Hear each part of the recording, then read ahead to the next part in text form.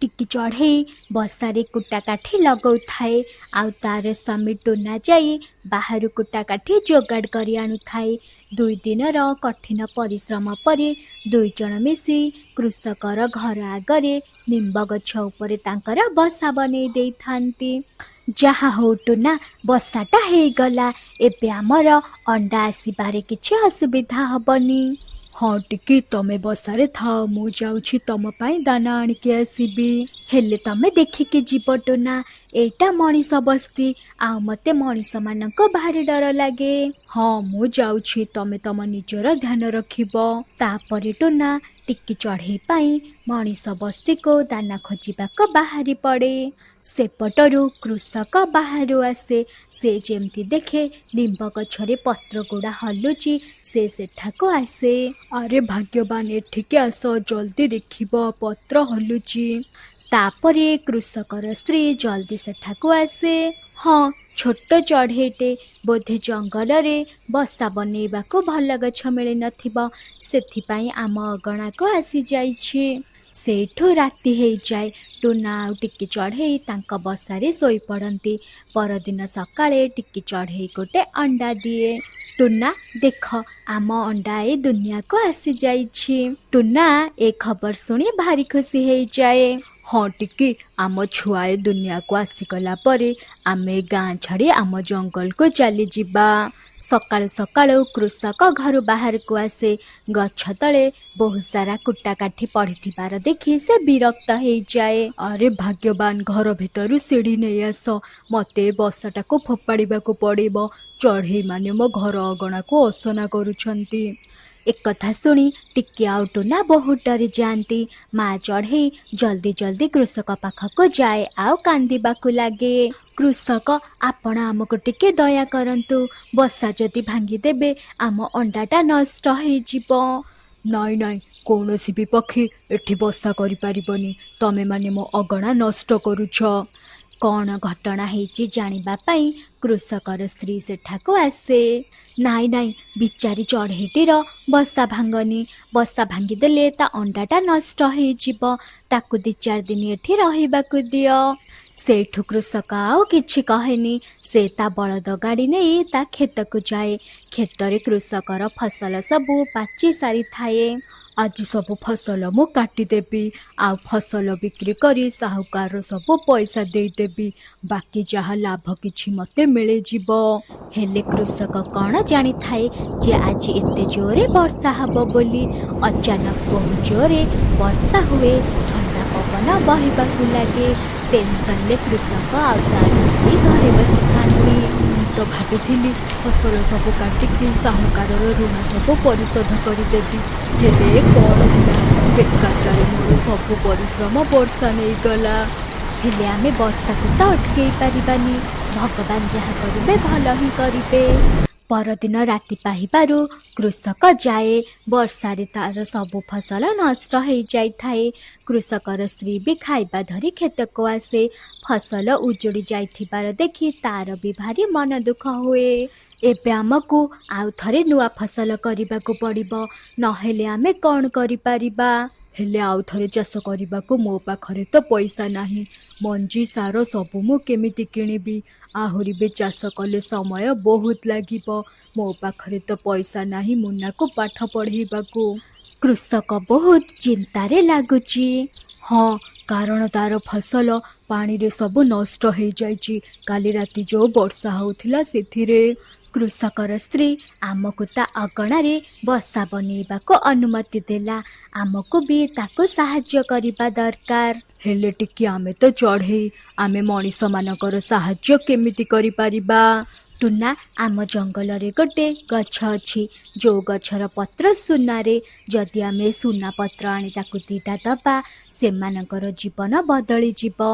कृषक आउ तार स्त्री मन दुखरे बसी थांती। कृषकर स्त्री चुली जलाउ थाए। टिकी चढ़ई ता पाखकु जाए। मु जानिची तमे माने बहुत दुखरे अछ, तम मानकर फसल बोधे नष्ट हो जाइछि। हाँ चढ़ई परिस्थिति एबे खराब हो जाइछि। साहुकार पैसा आमे सुझिबाको भाबुथुलु, हेले वर्षा जोगु आम फसल बर्बाद हो गला। ହେଲେ ତମେ ମନ ଦୁଃଖ କରନି, ତମ ପାଇଁ ମୋ ପାଖରେ ଗୋଟେ ଉପାୟ ଅଛି। ଚଢ଼େଇର ଏ କଥା ଶୁଣି କୃଷକ କହେ, ଛୋଟ ଚଢ଼େଇ, ତମେ ଆମର କ'ଣ ସାହାଯ୍ୟ କରିପାରିବ?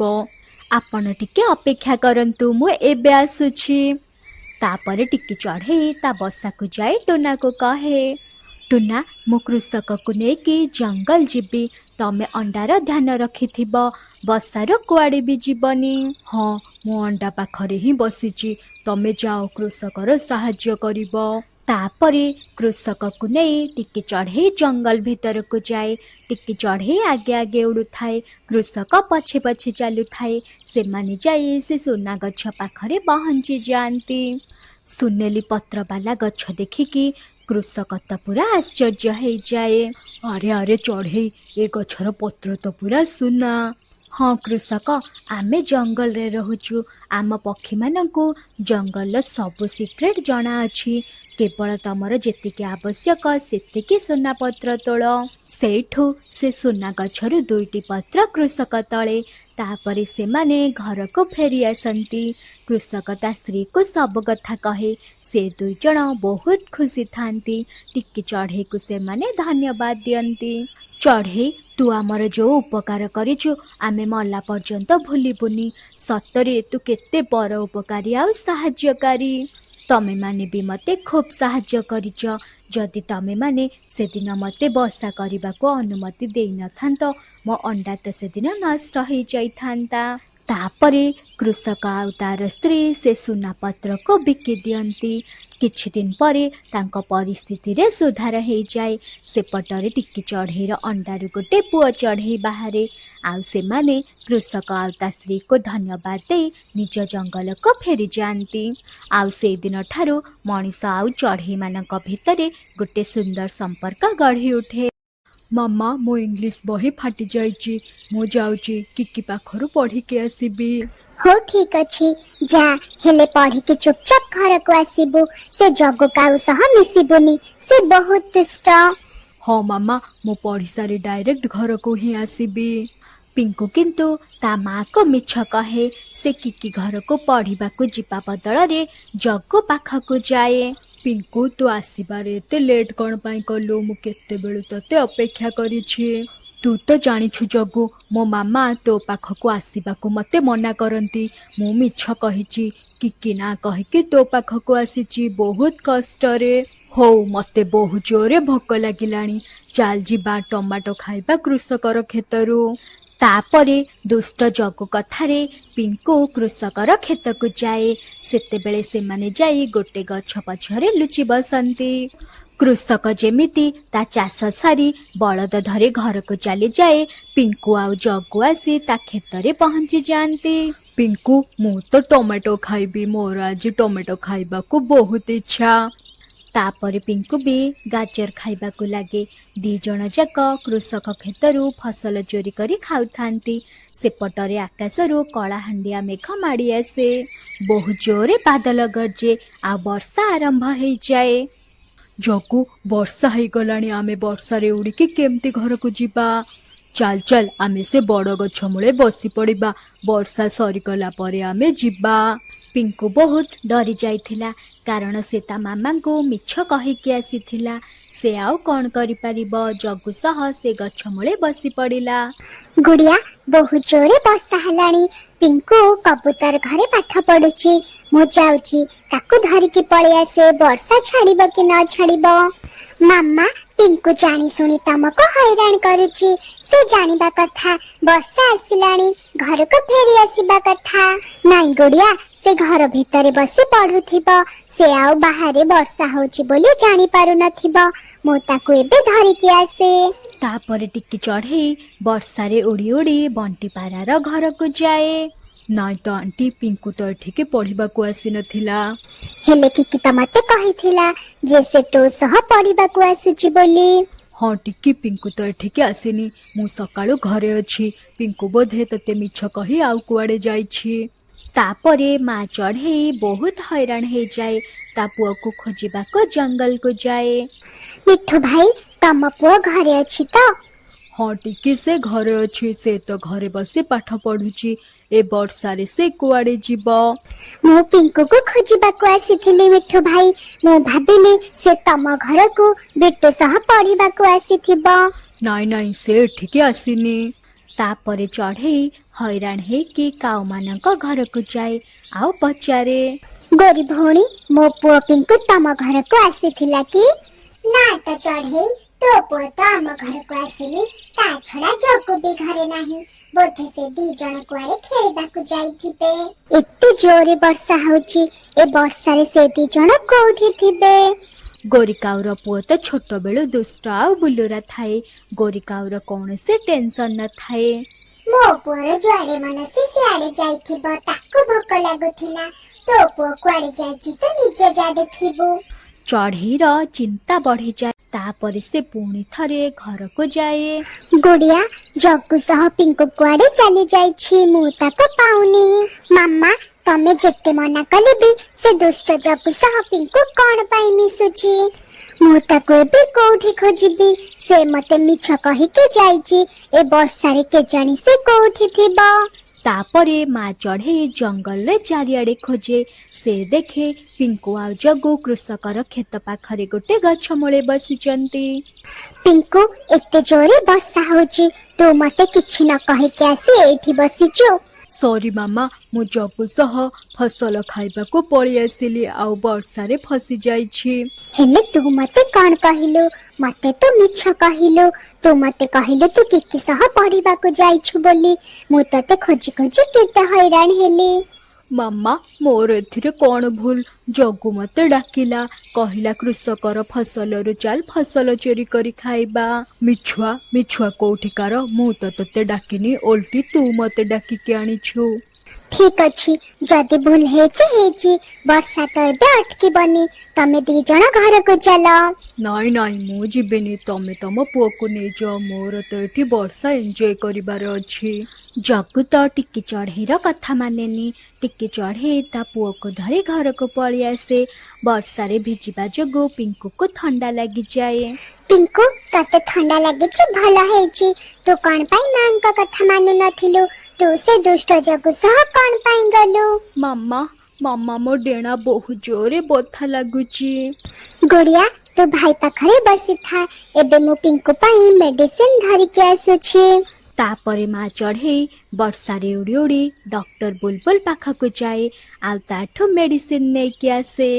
ମା ଚଢ଼େଇ ପିଙ୍କୁର ମେଡିସିନ ଧରି ଆସୁଥାଏ। ବହୁ ଜୋରେ ବର୍ଷା ଢାଳିବାକୁ ଲାଗେ। ସେଇଠୁ ଗୋଟେ ଗଛରେ ବାଡ଼େଇ ହେଇ କଣ୍ଟାରେ ତା ଡେଣା ଖଣ୍ଡିଆ ହେଇଯାଏ। ତଥାପି ସେ କଷ୍ଟେ ମଷ୍ଟେ ଉଡ଼ିବାକୁ ଲାଗେ। ତାପରେ ମା ଚଢ଼େଇ କ୍ଷାତକ୍ତ ହେଇ ଘରେ ପହଞ୍ଚେ। ତା ପୁଅକୁ ମେଡିସିନ ଖାଇବାକୁ ଦିଏ। ପିଙ୍କୁ ତା ମାର ଏମିତି ଅବସ୍ଥା ଦେଖି କାନ୍ଦିବାକୁ ଲାଗେ। ମାମା, ମୋ ପାଇଁ ତମେ ଏତେ କଷ୍ଟ ପାଇଲ। ମୁଁ ପ୍ରମିସ କରୁଛି, ଆଜିଠାରୁ ଏମିତି ଭୁଲ ଆଉ କେବେ କରିବିନି। ତମ କଥା ମାନିବି, ଜଗୁ ସହ କେବେ ଖେଳିବିନି। ପିଙ୍କୁ, ମିଛ କହିଲୁ ବୋଲି ଦେଖିଲୁ ଆଜି କଣ ହେଲା। କେବେ ବି ମିଛ କହିବା କଥା ନୁହେଁ। ତୋର ଗୋଟେ ମିଛ ଯୋଗୁ ତୁ କଷ୍ଟ ପାଇଲୁ, ମୁଁ ବି ବହୁତ କଷ୍ଟ ପାଇଲି। ତୁ କଣ ଚାହୁଁଛୁ ମୁଁ ସବୁବେଳେ ଏମିତି କଷ୍ଟ ପାଏ? ତାପରେ ପିଙ୍କୁ ତା ଭୁଲ ବୁଝିପାରେ ଆଉ ସଚ୍ଚା ହୃଦୟରୁ ତା ମାକୁ କ୍ଷମା ମାଗେ ଆଉ ପ୍ରମିସ କରେ ଯେ କେବେ ଜଗୁ ସହ ଖେଳିବାକୁ ଯିବନି। ତାପରେ ମା ଚଢ଼େଇ ଆଉ ତାର 2 ଜଣ ଯାକ ଛୁଆ ଘରେ ବସି ବର୍ଷାକୁ ଏନ୍ଜୟ କରନ୍ତି। ସୁନ୍ଦରବନ ଜଙ୍ଗଲରେ ଟିକି ଚଢ଼େଇ ତା ବାପା ଟୁନୁ ସହିତ ଗୋଟେ ଭଡ଼ା ଘରେ ରହୁଥାଏ। ସେମାନେ ବହୁତ ଗରିବ ହେଇଥାନ୍ତି। ଟିକି ଚଢ଼େଇର ମା ଛୋଟବେଳୁ ଚାଲିଗଲା ପରେ ଟୁନା ବାହାରେ ମଜଦୁରୀ କାମ କରୁଥାଏ ଆଉ ସେ ଅଳ୍ପ ପଇସାରେ ଖୁବ୍ କଷ୍ଟରେ ତା ଝିଅର ତାର ରହୁଥାନ୍ତି। ଟିକି ଚଢ଼େଇର ବାପା ଗରିବ ହେଲେ ବି ଅଳ୍ପ ପଇସା ରୋଜଗାର କରୁଥିଲେ ମଧ୍ୟ ତା ଝିଅକୁ ସବୁବେଳେ ପାଠ ପଢ଼ାରେ ସାହାଯ୍ୟ କରେ। ତା ଝିଅ ପାଠ ପଢ଼ା ପାଇଁ ସେ ସବୁ ପଇସା ଲଗେଇ ଦିଏ। ହଠାତ୍ ଗୋଟେ ଦୁର୍ଘଟଣାରେ ଟୁନୁର ଜୀବନ ଚାଲିଯାଏ।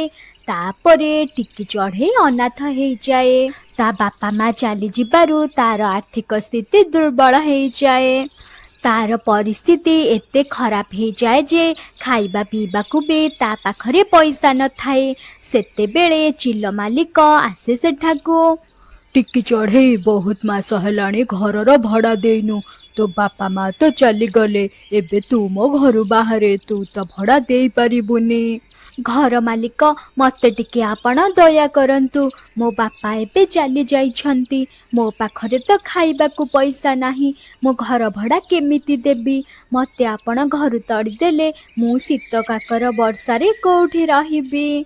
तोर सिचुएसन मु जानिछि, हेले मोर भी घर भड़ार टंका दरकार। मागणारे मु काहाकू रहिबाकू देई पारिबिनी, एइटा मो कंडीशन। टिकी चढ़ेई जेते अनुरोध कले भी घर मालिक चिल ताकू घरु विदा करी दिए।